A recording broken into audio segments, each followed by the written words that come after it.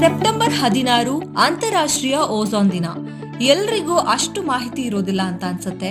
Ozone ದಿನವನ್ನ ಯಾಕಾಗಿ ಆಚರಿಸ್ತೀವಿ, ಹಾಗೆ ಓಝೋನ್ ಪದರ ಅಂದ್ರೆ ಏನು ಅಂತ.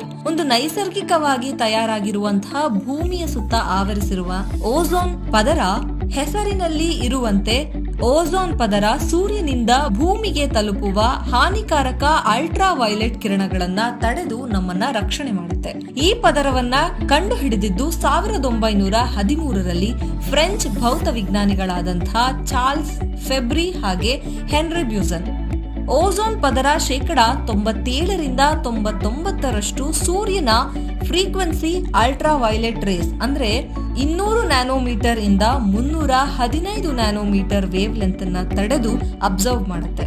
ಈ ಓಝೋನ್ ಪದರ ಒಂದು ರಕ್ಷಾ ಕವಚವಾಗಿ ಕೆಲಸ ಮಾಡುತ್ತೆ.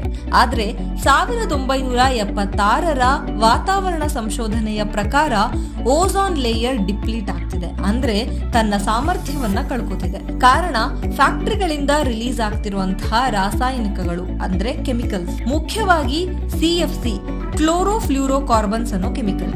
ಬರೀ ಫ್ಯಾಕ್ಟರಿಗಳಷ್ಟೇ ಅಲ್ಲದೆ ಮನೆಗಳಲ್ಲಿ ಬಳಸುವ AC, ಫ್ರಿಡ್ಜ್ ಗಳಿಂದನೂ ಈ ಒಂದು CFC ಅನ್ನೋ ಕೆಮಿಕಲ್ ರಿಲೀಸ್ ಆಗುತ್ತೆ. ಈ ಓಝೋನ್ ಡಿಪ್ಲೀಷನ್ ಅಂದ್ರೆ ಪದರದ ಡ್ಯಾಮೇಜ್ ಇಂದಾಗಿ ರಂಧ್ರಗಳು ಸೃಷ್ಟಿಯಾಗೋದ್ರಿಂದ ಆಗ್ತಿರುವಂತಹ ದುಷ್ಪರಿಣಾಮಗಳು ಅಂತಂದ್ರೆ UV ಕಿರಣಗಳು ಭೂಮಿಗೆ ಪ್ರವೇಶ ಮಾಡ್ತಿರೋದ್ರಿಂದ ಮನುಷ್ಯರಿಗೆ ಚರ್ಮಗಳಿಗೆ ಸಂಬಂಧಪಟ್ಟ ಕಾಯಿಲೆಗಳು ಹೆಚ್ಚಾಗ್ತಿವೆ.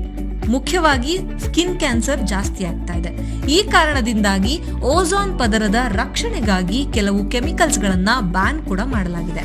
ಹೀಗಾಗಿ ಈಗ ಸ್ವಲ್ಪ ಮಟ್ಟಿಗೆ ಓಝೋನ್ ಪದರ ಡ್ಯಾಮೇಜ್ ಆಗೋದು ನಿಯಂತ್ರಣಕ್ಕೆ ಬಂದಿದೆ. ಈ ನಿಟ್ಟಿನಲ್ಲಿ United Nations General Assembly September 16ರಂದು international day for preservation of ozone layer ಅನ್ನೋ ಒಂದು ಕಾನ್ಸೆಪ್ಟ್ ಅನ್ನ ಇಂಟ್ರೊಡ್ಯೂಸ್ ಮಾಡುತ್ತೆ.